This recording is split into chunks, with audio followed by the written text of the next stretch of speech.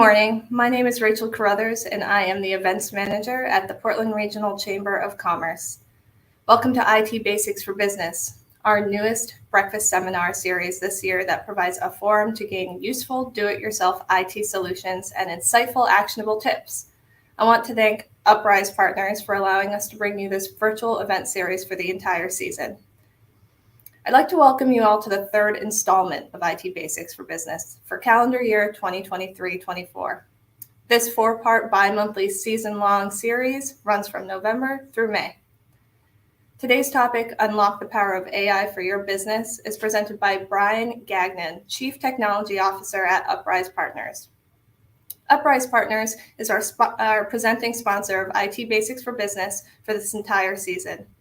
At this time, I'd like to introduce Uprise Partners CEO, Melinda Gagnon, to the stage to tell us a little bit more about what Uprise Partners does. Thanks so much. Good morning, Rachel. Good morning, everybody. Thanks for having us. I wanted to share just a quick overview of Uprise. We're an information technology and cybersecurity service provider. We're headquartered right here in Maine. We have many team members here in Maine, but also across the U.S. And most of our customers are in the U.S. We also now serve customers globally as well. We have a different approach when it comes to technology. We make sure that we customize our technology solutions to meet the unique business needs that each different organization has. There's really no one size fits all when it comes to technology. And happy to say we're celebrating with the team over at Uprise. We learned last week that we were named one of the top 250 technology solution providers in North America. And we've also been fortunate to win for the fourth year in a row. We've been named one of the top 100 security firms in North America and among the top 500 managed service providers in North America. So enjoy what we're doing and excited to continue to work with you all here in Maine. So if you would like to, of course, have a conversation about how we can potentially help your organization grow, be stronger with technology, I would love to talk with you. Thank you, Melinda. We feel very fortunate to be working and hearing from a very celebrated company this morning. Congratulations. Like all the Chamber's virtual signature events, today's presentation is free and will be recorded, made available for free replay on the Chamber's website and YouTube page. To keep up to date on all the Chamber's news and events, visit our website, portlandregion.com. Check out our events page and sign up for our weekly email newsletter while you're there. Before we begin today's program, I just want to remind everyone attending this morning that we are using a platform called StreamYard. This platform provides improved production and interactive elements that truly enhance our virtual events here at the Chamber. On that note, I'd like to point out that when you have questions for our presenter this morning, you can type them in the YouTube chat. I will relay them to our speaker at the conclusion of the presentation, where we'll also save some time for a Q&A session. At this point, I'd like to introduce our presenter, Brian Gagnon. Brian is a technologist with 25 years of experience building, scaling, and optimizing business ecosystems. He is the Chief Technology Officer of Uprise Partners, specializing in cybersecurity, technology infrastructure design, public-private hybrid cloud architecture, data management practices, and data science platforms. He is also a mentor with Techstars and Mass Challenge. We're extremely grateful to have him with us this morning. With that, I'll hand the mic over to Brian to kick things off. Well, thank you, Rachel. And yeah, there we go. So this morning we're going to be talking about AI, and I know in the past we've spoke about this a little bit, but it's really a hot topic at this point. Every day, not a day goes by, somebody's asking about AI one way or the other. And I think it's an important topic, and more importantly, while it's fun and there's a lot of fun parts about it that everybody talks about, we're now in that phase where people are starting to figure out, how do I use this in my business to either be more efficient, make more money, or, offer better services, right? And so without that being said, I don't want to start with such a black and white slide. Actually, I'm colorblind, so that might be like a blue color on the right. Who knows?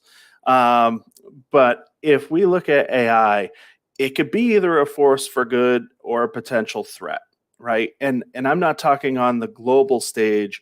I'm talking to your business, right? And if we look at it, two of the premier folks in the space, both the CEO of Google and Elon Musk, the CEO of a whole bunch of things, they both have opposing views, right? Which is, hey, AI is really important. It's going to allow us to do some pretty cool things, like electricity or fire or what have you. And then, Elon Musk sort of takes a different view.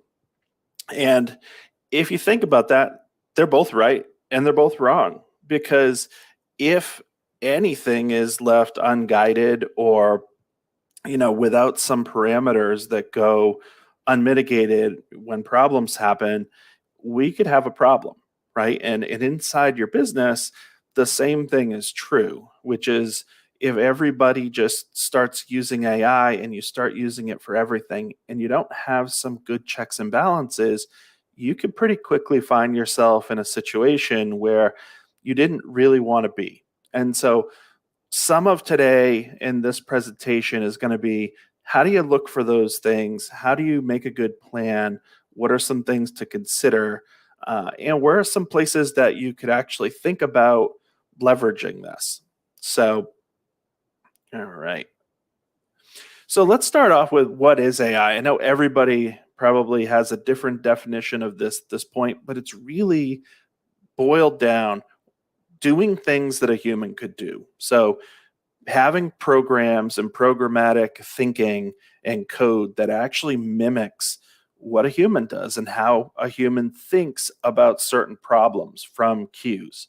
So, for instance, thinking that in the case of an automated car, right, or an autonomous car, there's a stoplight coming up. I see that with the camera, and therefore we're going to slow the car down and not just slam the brakes on. We're going to do it nice and smooth, like a good driver would do it. That's something that AI has become very good at in a lot of cases, right? And when you think about it, there are sort of mainline cases and edge cases for everything, right? A mainline case would be drive until you see a red, yellow, and green light, pick up what color the light is, and either apply the brakes, apply some caution, or speed up a little bit if it's yellow, depending on what driver's ed it went to, right? And, or green, it's go, just go right through, but also look and scan the intersection. That's pretty basic, right? That is really easy. An edge case would be what happens when we start to get a lot more complex. It takes a lot more compute. It takes a lot more data to train this, but all of a sudden in the place in the road where they taped on the lines because they paved, and then one kind of goes off to the side and maybe they didn't do the greatest job applying it, what's the car do then? Does it stay on the road? Does it go for the barrels and make it interesting on a Monday? What does it do, right? So, just a very basic example of, general case and an edge case. That is the whole scoop behind AI, if you think about it. And the goal is, as we progress, it's taking things that are edge cases and continuing to train the programming language so that an edge case becomes a generalized case that, it can just handle, much like a human, right? That's that decision making. Some people say, oh, well, we're getting to the place where AI can have emotions, pick up emotions, and all of that stuff. That is true from certain cases, right? That is true from the case of being able to pick up sentiment, so to speak. Grammarly, Copilot, a whole bunch of different AI solutions can actually now pick up the tone of an email and then give you feedback on what that tone is, or potentially reply with a tone that either soothes that or maybe amplifies it if you're looking to do that. So just a couple different ways to think of AI and how it has progressed Things that can't do, though. There are times if you ask it to make a decision, it might not make the right decision, but it's going to open up some options, and you're still going to have to think about it and maybe help guide it to the next waypoint, right? And that happens. And if you think about even something like Google Waze or Google Maps, how many times do people see when they say, hey, do you want to take the alternate route, or do you want to take the first route that we came up with, right? Even though that's been out for, tens of years, decades at this point, it still has to offer those suggestions at some places, because there is either human circumstances that may say, I don't want to go that way because the data may not be good over there, and I know the last time I went that way, I got stuck, right? Because it goes right by a school, and all the school buses come in at this time of the morning, right? Probably not a good choice. We're going to try the other way, and we'll hope for the best. The AI maybe isn't that great with that, unless if it had real-time data, that it could tap into that gave it an idea of what the traffic was doing. So, couple different thoughts there. So now, if we break down AI to the next step, and I'm trying to keep this not super geeky, I'm trying to keep it where every business owner is going to be able to relate this to like something they may want to do with it. So if you were looking for geek speak, hit me up. Happy to talk more about the in-depth pieces of this. But for today, we're going to try to keep it on the educational level. So if we think of the two types of AI, we've got narrow and we've got general, weak or strong, right? Narrow AI is, hey, Siri, find me a restaurant within 5 minutes of here, right? That's very narrow. It's very focused. And when you really think about like what it can do, and to the point where it says, hey, this isn't something I can help you with, right? It's very focused. It's focused on things around you, restaurants, events, locations, and that it is focused on navigation and focused on maybe a couple other things when you really boil it down. Otherwise, it will go out and it will search the web. It will find a wiki page that or something that tells you about what you asked for. But that's really not AI. That's just going from AI to search, because it doesn't have the answers. It's just going, it's presenting the readout, and that's that, right? So that is, it's limited. It does what it does really, really, really well. But outside of that, there's places where it is not like consistently learning and trying to come up with new answers and getting smarter. General AI, if you think about it this way, it has to cope with a lot more inputs, variables, and decisions, right? And so that is what we're talking about, really being able to be autonomous, being my virtual assistant, and knowing that it's going to get a ton of different emails that it has to make some decision on one way or the other. Doesn't maybe even have to be a good one, but it needs to write back something, right? If somebody emails in, oh, you need a meeting? Well, Brian's open on this time, and this time. Which one would you like? That's really easy. But then to take that to the next level, if somebody says, hey, that's great, you just gave me like a Calendarly readout, that's not that interesting. You may say, I could do it before like these times, or before this meeting. It has to happen before this meeting. Calendarly is not going to be able to take that and do more smart things with it. General AI absolutely will, right? Being able to have some self-awareness to read an email and then be able to either match tone or, almost have an apologetic tone if it was something that, had sounds of somebody getting heated. Really good, companies that are starting to do this behind the scenes are trying to figure that out quickly, right? Because being able to use some behavioral science and basically craft how that conversation goes is really important to them, because they want to meet people where they're at and hopefully bring them on a positive journey, not a negative journey. So there's a few companies I could tell you I wish that they had that.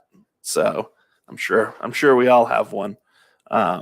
So those are really the the differences of this. General AI, much more powerful. It requires a lot more power, right? It is sort of like the KitchenAid appliance with all the expensive attachments that pretty much could do just about anything in your kitchen except for cook it. That is general AI. Narrow AI is sort of like the thing that you can like smush limes in. It's really good at it, and it will do that all day long. It will be fast, or faster than you squeezing it, by hand. If you think of it very basically, that's narrow AI. So moving along. So if we think about the tasks that AI was really designed to handle, out of the gate, they couldn't program something, or they couldn't make a model that just solved everything. That's way too complex. So they've really broken it down into different processes, different subsets of, what are you trying to get to for an output? So, one really big one is learning, right? Read these documents or take this information that I'm giving you and parse through it and figure out some learnings from that, of how do I do this over time? Or what are some of the numbers, and maybe crunch some numbers for me, or what have you. This is stuff that it gets better with over time as you basically train the model and indeed say, yes, that's correct. Or, hey, you gave me an answer that, no, this isn't actually right. Right. Being able to use some reasoning, which is taking that next one or two or three inputs to apply a solution, right? So, anybody can come up. I call it the 1-3-1. We use this with our team, which is find one problem, right? Really document the problem, find three potential solutions, and then apply reasoning to it to come up with one that you think is the best. And then that's the one that we talk about, right? AI is very similar. It does that same piece. It does the same piece with perception and trying to interpret other data that may help guide it to solutions and answers, right?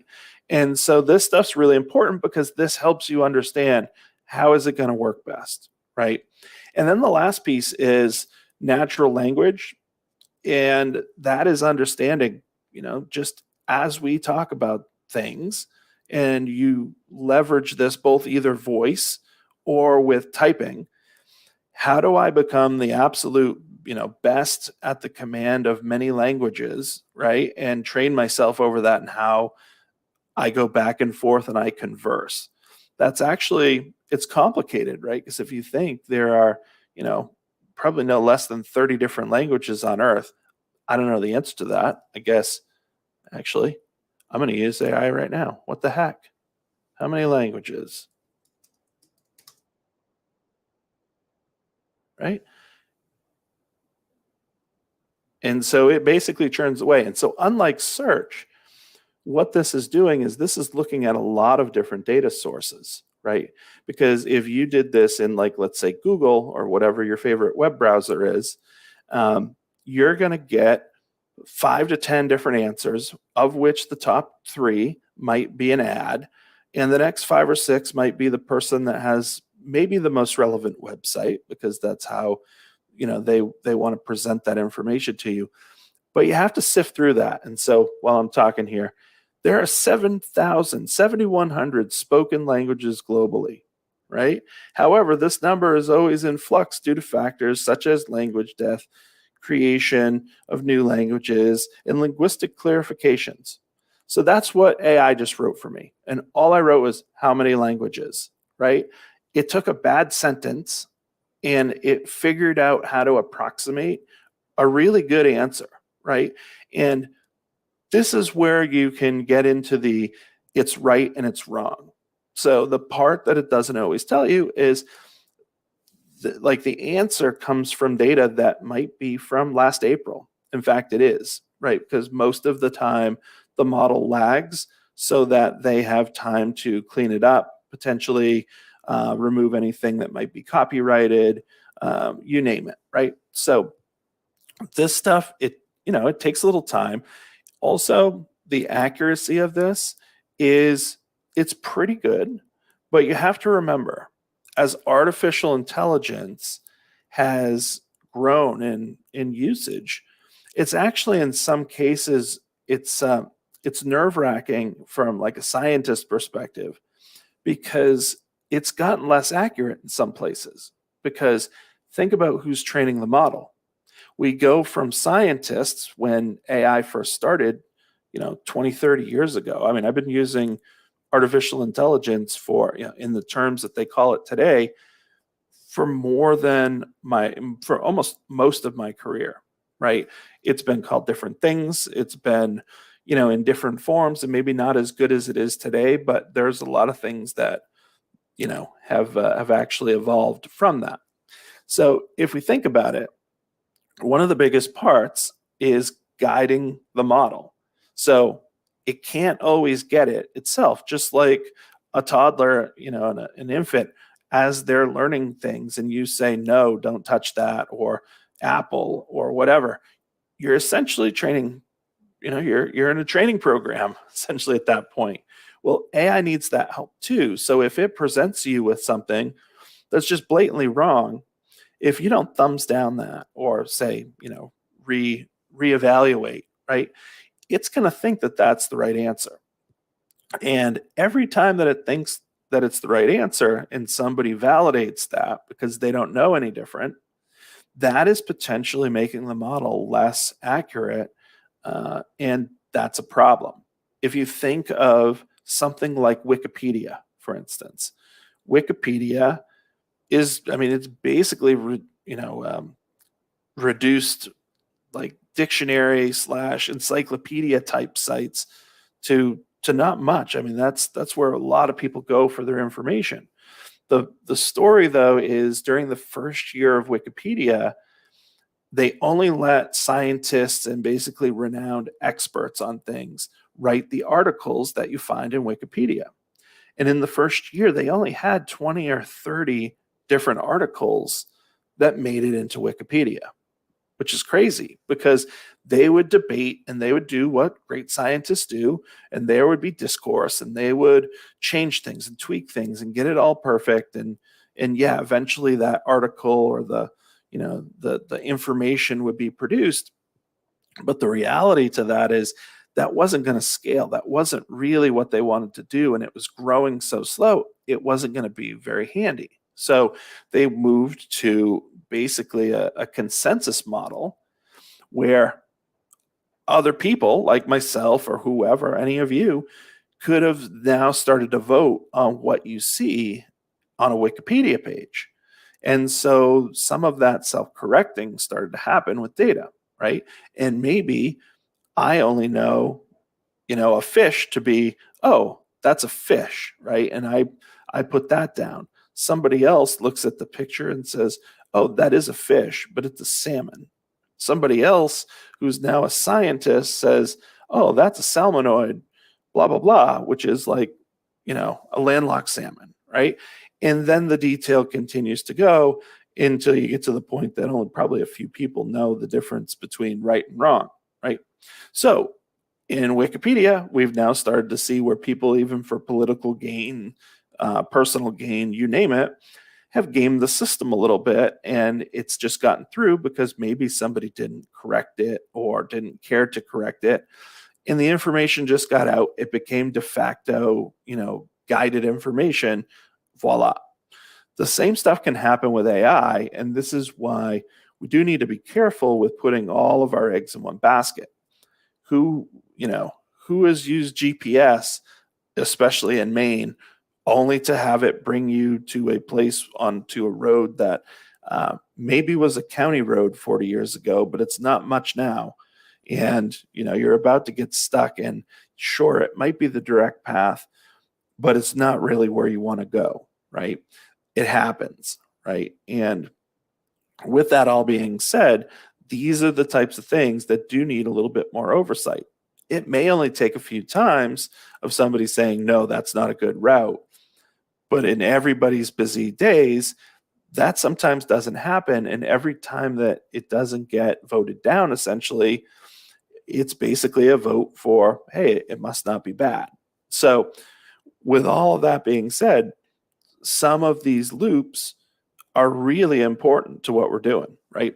And if we look at how important this stuff is starting to be, we really need to keep an eye on it, because there's so many places that you can use AI in your everyday life. This bus here is a bus that actually works in Germany. It's 100% autonomous. It runs on the streets. It's not on a track or anything like that. And they've had great success with it, but it has a very defined loop. So if you think about that, it knows this environment because it only goes in the same loop. The only moving parts are all the cars and vehicles around it, pedestrians, you name it. But that's still really complicated. But at least it has one variable or constant, which is this is the route, and it takes the same route almost every day. It's taken it in every single type of weather at this point, which makes it so that they can program the model and validate that part of the model, and then focus on the other parts, which are much, much harder.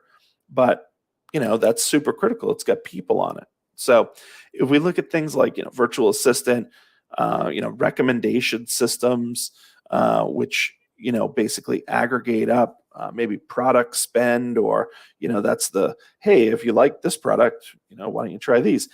That stuff's all great. And if you're a business owner and you're not thinking about those things, you probably should, because there's a lot of competitors out there that are offering up these solutions. And if you get a really good match for what you think people might be looking for based on the adjacent buy, the percentages of people buying the adjacencies, right, is huge. So it's definitely something that you should think about. Now, you may want to check that, double check it on occasion, because it may not be recommending the right things, especially at first, if you don't have a ton of data. But over time, the goal would be, how do I start to surface other products for my business and potentially grow my revenue? Things like smart home devices, they work great until the power goes out, which seems to be every other week here in Maine this winter. Hopefully everybody in southern Maine has their power back. We just got a ton of snow up here in Bethel. So I guess that's good, but I'm ready to work on my tan. So onward. So if we think of some of these other things, right, banking and finance, a person in the IT department has not looked through when they shut your card so that you have to call and basically verify something. That is basically looking through heuristics and saying, hey, this isn't a place, Brian, where you usually spend your money. Is this really you? And then we also got a spend that happened in California, and you're in Florida right now. Is that really you? So that's the type of stuff that AI is doing day to day. But it's backstopped with people in a lot of these cases to make sure that indeed it's going to work out just fine. So now let's get into doing something, right? And how, a couple ideas of things that you can really start to think about, and I always like to say, if you've got data that takes a lot of time for somebody in a spreadsheet to parse through and maybe find interesting facts, that's a great place to test out AI, right? The bar is low. You could double check the math, and it might surface something that you just didn't see, right? Because pivot tables and Power BI and whatever other tools you may use can be cumbersome, right? And being able to actually do a little data analysis, you might surface something that you go and investigate more. So I think that is a really great spot to start. But with that being said, now all of a sudden, did we just upload data to ChatGPT? Well, that means that data potentially could be found on the public model, because that data goes in and they leverage against that to train the model additionally.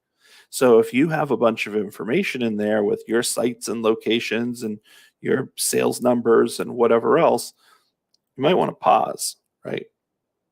Because that is now in the public eye potentially, right? Keyword potentially. That's also where that lag comes in, right? They know that that's a problem. They know that people are going to tempt fate and maybe put things up there that they shouldn't, or even put copyrighted information. But with all that being said, we'll get to what to do about that in just a moment. But let's put a caution flag next to that, because data is involved and it's going places we might not understand, right? Enhanced efficiency and automation. That sounds great. There's probably some places with AI you could pretty quickly start to leverage that. However, when you get into automation, what I would caution everybody, if you don't have a great written down process of doing it manual, if you don't have a great track record of doing something manually so that you understand the edge cases and you can separate those out, you're probably going to struggle getting AI to really, automate and increase your efficiency if you can't do it well yourself, so that you know what it looks like good and what it looks like bad. So, that's another caution flag, but it's a place that we can go.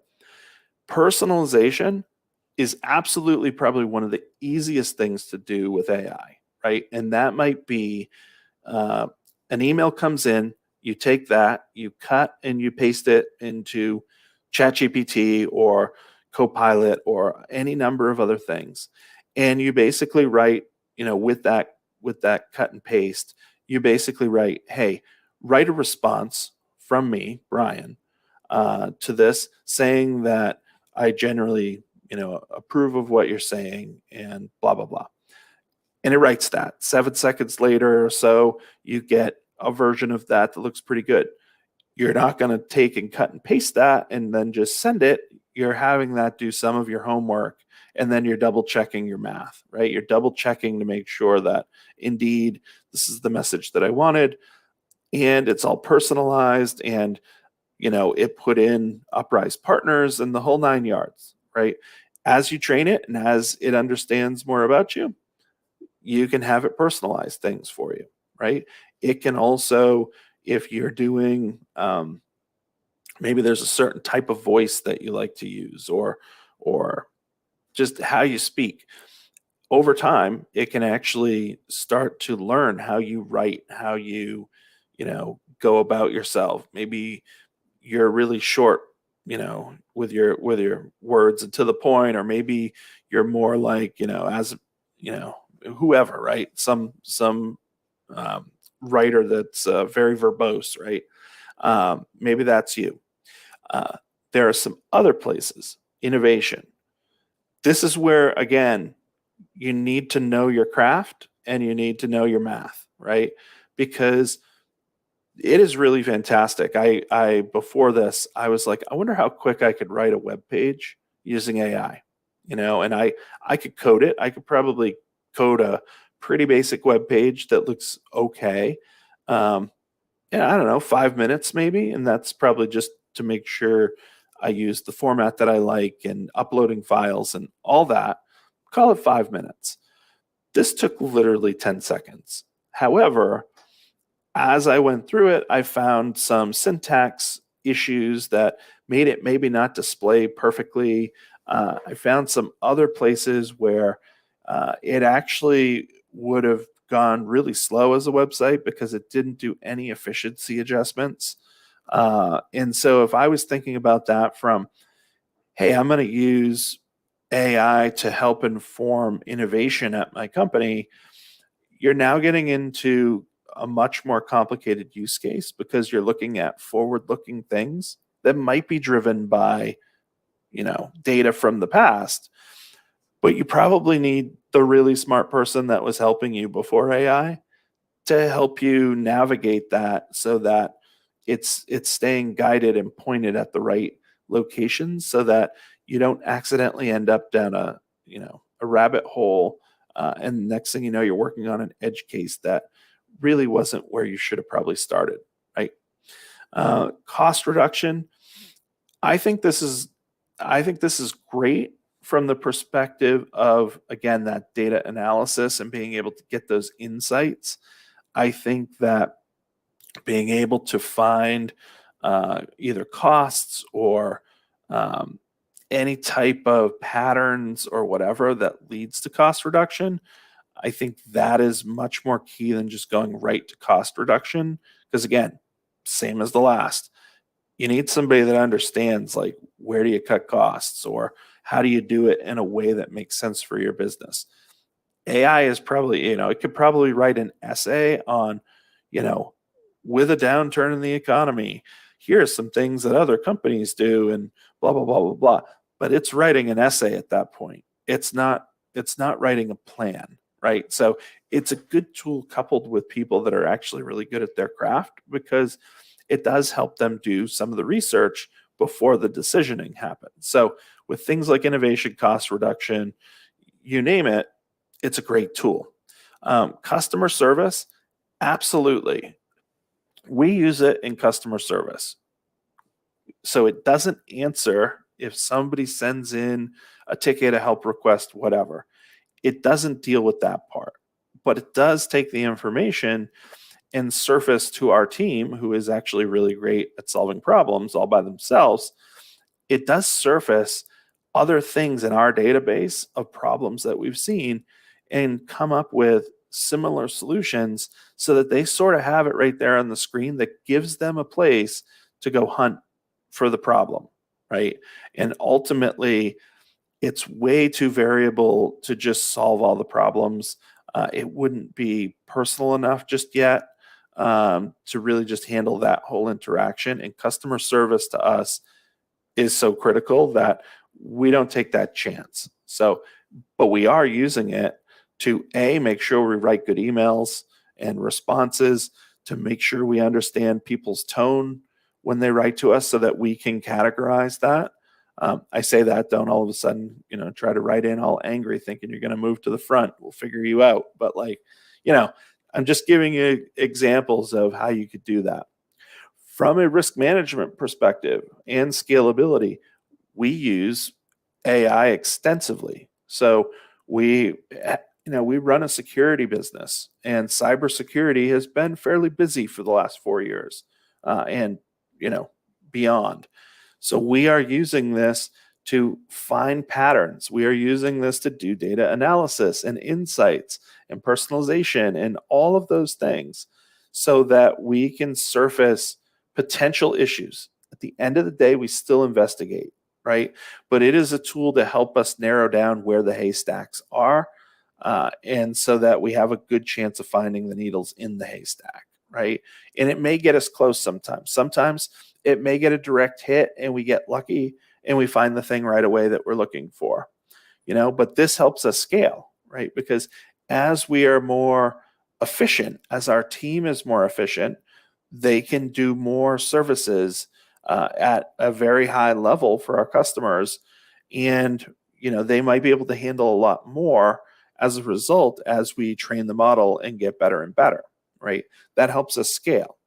The other piece is, it's a huge competitive advantage for us. Many in our space that haven't modernized yet, which it's kind of hard to believe because we're in IT, but there are plenty of places where, people do things the hard way still. We definitely are taking a different approach there. We spend a lot of time with AI, and we time box off how much time we spend at this point, right? In what we do.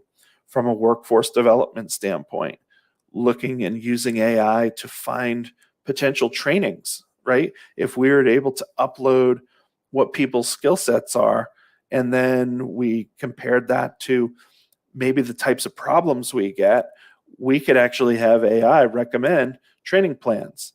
We're doing that in some cases, but it doesn't come out that way. It's not so automated that it just spits out, hey, do these things for the next quarter.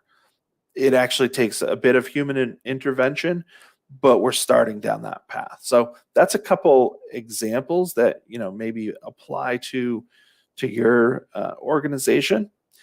And I wanted to like call this out, right? So this is great. Gave you a few things to start on. What I would say is definitely start small, right? You could get a few licenses of Copilot. You could get a few licenses of ChatGPT. The place that I was going to say before when talking about data is make sure that you are getting a Teams or better license. Yes, it costs $25 versus the free version or even the cheap version, right? But what that allows is that allows you to make one small little checkbox change that takes your private data and makes it not change or train the public model. It will train your Teams model. It will train your all of your GPTs or all of your little equations of what you're trying to calculate with data. But that's it, right? And so if you're not doing that, or with Copilot, if you're not doing data loss prevention so that your data doesn't go everywhere and anywhere, there is a chance that you may take some of your competitive advantage and basically behind the scenes that ends up in your competitors' hands and you're helping them build their company versus yours. So that's something to be careful with. The other piece is figure out how to financially model this. This might be one of those places where it may be a bit of a gut feeling versus full quantitative analysis, right? Where you may be able to see, okay, I bought an AI license for $30 a month, right? And we did this thing and I use it a couple times a month. And I know that would have taken me a ton of time and my quality of life is much better. And you know what? If all I get back is $30 a month worth of activity, I'm okay with it, right? If you think, okay, we're going to get this for everybody in our whole company, right? So now the risk is higher because you darn well know there are people that aren't going to use it. Now that risk and the costs start to go up, you might find it very hard to do ROI calculations. In fact, many people, that this is all they do is speak on this, are starting to say that ROI is very difficult to calculate in the modern time with AI because A, there's a premium. So you're already paying a premium. B, it's hard to measure what is doing what and who's doing what with it and how often you have to use it and how much you have to use it to get that value back. And then, the last piece is you have to potentially buy all kinds of other data sources, tools, compliance, configurations. Everything could get a lot more expensive. So we live in a forest product state. One of my friends runs a logging company, and they've got one of those big feller buncher operations, basically like a big excavator with a spinning saw bit on the end and some grapples. And they went from just cutting trees down with a saw, and then piling them up and putting them on the truck to using this machine. Well, a chainsaw costs $600 or $700. These machines cost, well into the high, six figures into like $1 million, right? And I said, wow, that must have really revolutionized what you do. You must be so much more profitable. And he just looked me in the face and said, actually, we're not really sure. Like, we know that it is more, efficient. We can cut down a lot more, but based on the cost and based on like some of the programming that we had to get done for it, and it breaks down a little bit more. And sure, we could kind of keep track of that stuff, but it has gotten so expensive and it really requires you to use it a lot for it to be efficient. It gets a little tricky to calculate. And I thought, that's interesting. Well, AI is getting to that point as well, in that making sure that you're getting your value out. I'm just saying, make sure that your bar is low, but that you have a bar, right? And you can improve over time. So, but measure it somehow, and it could be a very light measurement. So how do you get started? I would say I would try to use this list every single time you're thinking about something you want to automate, not just, buying ChatGPT or or what have you. But really define the objective of the singular problem that you're trying to solve, right? And then go and test with that, and start small, start with something easy. Many people try to go to something hard and solve something hard first, right? Also, if you have garbage data that's not well organized, it behooves you moving forward from 2024 into forever that you start to figure out a way to get your data organized and in a method that you could maybe ingest that somewhere else, right? Doesn't have to be fancy. It could be CSV files if it's like exports of data. It could be Excel, right? Not great, doesn't scale awesome, but if things are labeled and in columns, that makes it great. If you have a lot of different data sources, have a data map of what the different fields might be. You'd never know when you might find use for some of the stuff that you're already collecting, right? And start building your team. It doesn't have to be everybody in the company, but start building a team of people that are getting training, starting to use this, and maybe starting to train others in ways that they've found that it saves them time, right? And then make sure people know as part of the training, this is not the calculator. You still have to learn how to do math and do your homework. You can't just do it out with the calculator because you will get burned, right? There are lawyers that are in deep doo-doo now because that they're now losing their law license because they wrote briefs solely with AI and then quoted cases that actually weren't case law, right? Finding the right tools also, with whether it be data massaging or making sure you're doing compliance correctly. That's all important. Do a pilot project and then scale from there, and then really build that culture of innovation. Go through this with your team and do an exercise and write stuff down. Have somebody write it all down and make a plan. It's a real good hearty exercise, and do that before you automate something or before you use AI. So I only have about 11 minutes left, and I've got more slides than I do voice to do them. I do have in here as a takeaway these in much, much more clarity. So if you want to go through these, this would actually be a good exercise, but this gives much more piece of here's some problem areas or some problems that you might want to solve, and setting clear goals with some tips.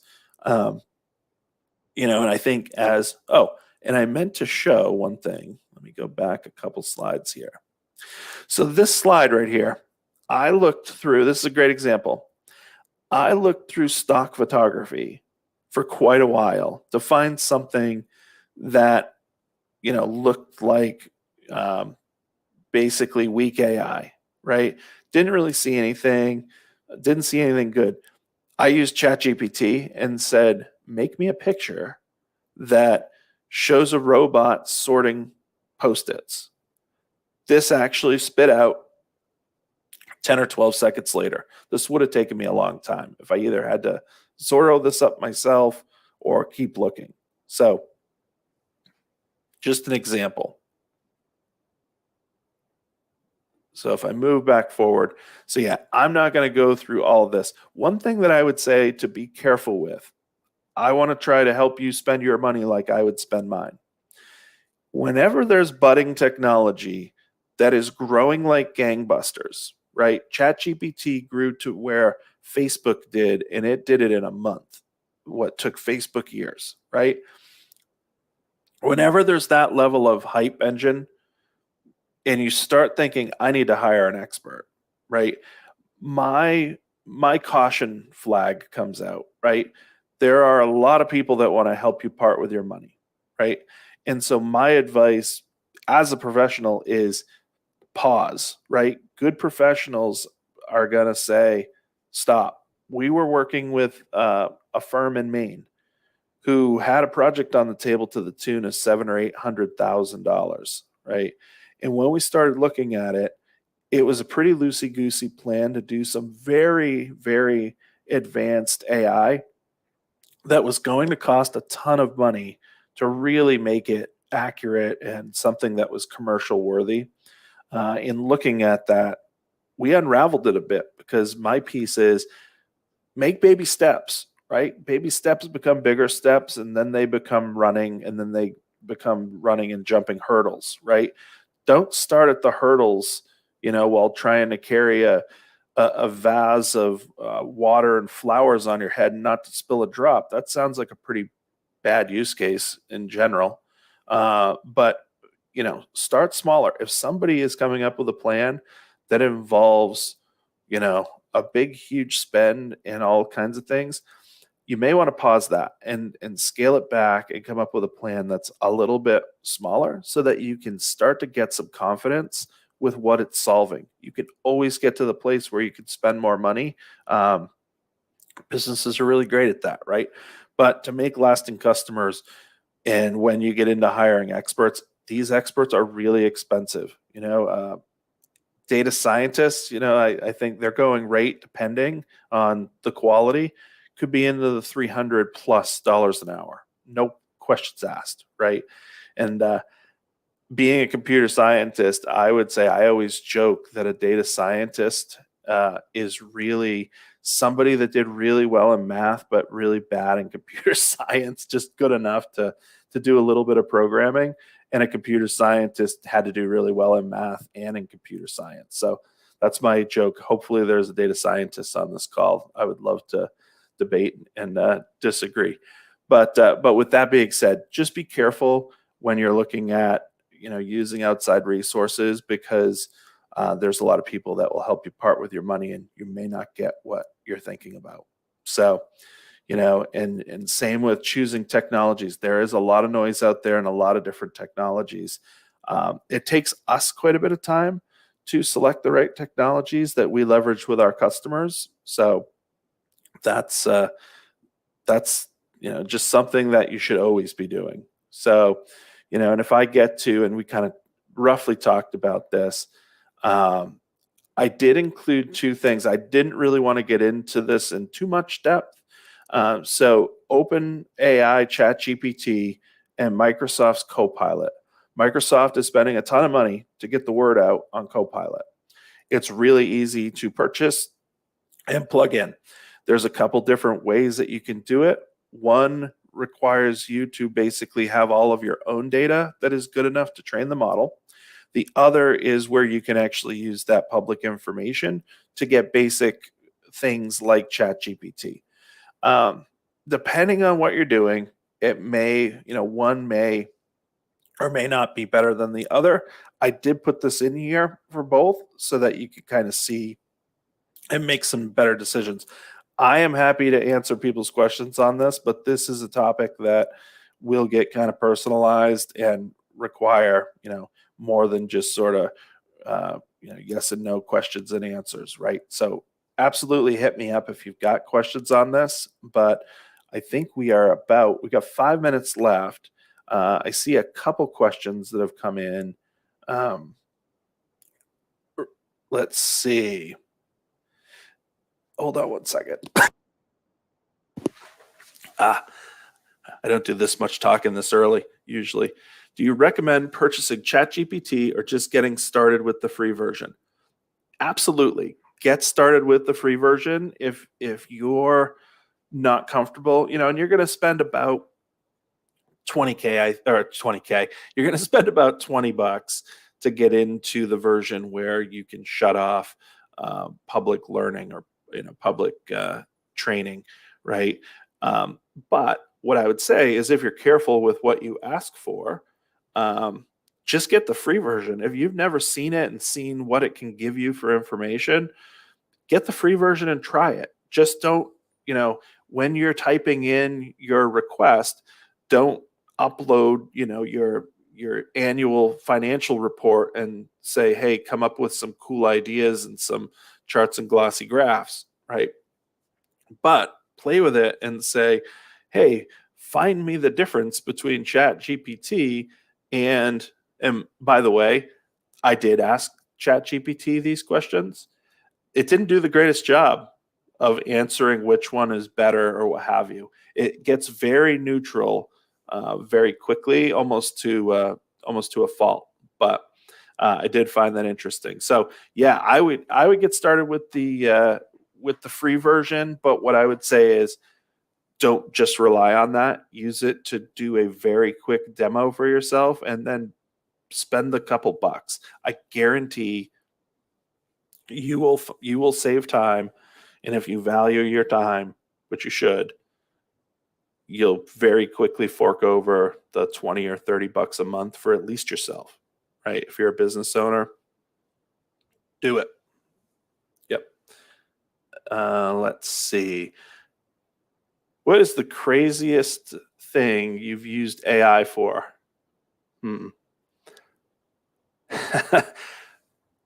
Statute of limitations crazy, or like, let's see.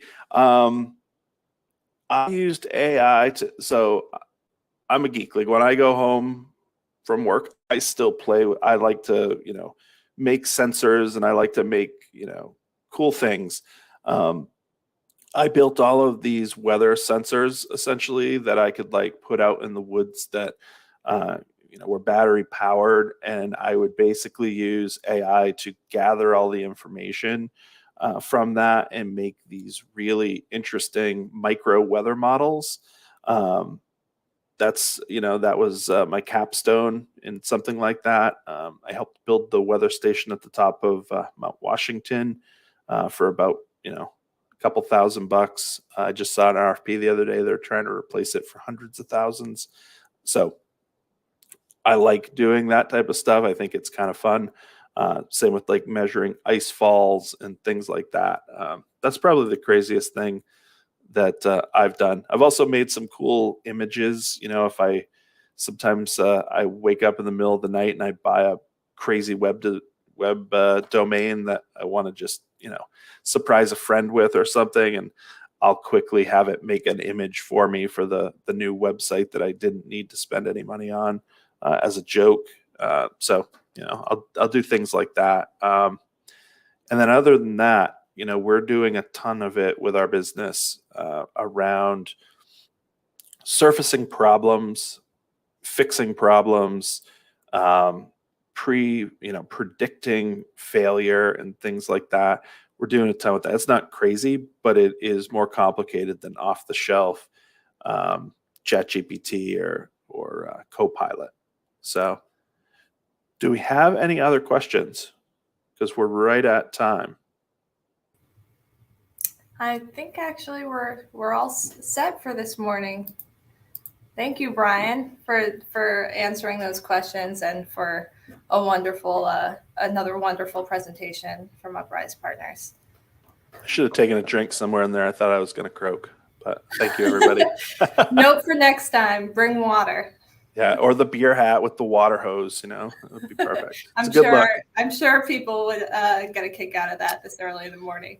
Yeah. So, all right. Well, thank you very much, Portland Chamber. Always a pleasure. If anybody has any additional questions, Brian at uprisepartners.com or hello@uprisepartners.com. Wonderful. Well, as I said, thank you, Brian, for another great presentation for this morning's IT Basics for Business. And thank you, of course, to Chamber staff for producing yet another successful virtual event. Thanks to each of you for attending this morning and throughout the year. If you are interested in learning a bit more about how to unlock the power of AI in your business, be sure to check your email for a follow-up message with links to additional resources. Another shout out to our sponsor, Uprise Partners, for their support and contributions to the IT Basics for Business series. We look forward to seeing you again on Tuesday, June 4th at 8 a.m. when we hear from Uprise Partners on leveling up your productivity with email and task management tools. We'll learn a bit about the basics of various tools, their benefits, and how to effectively integrate them into daily business operations. This will be our 4th episode of this season's IT Basics for Business. All right, everyone, thank you again for attending this morning. Stay warm and enjoy the rest of your day.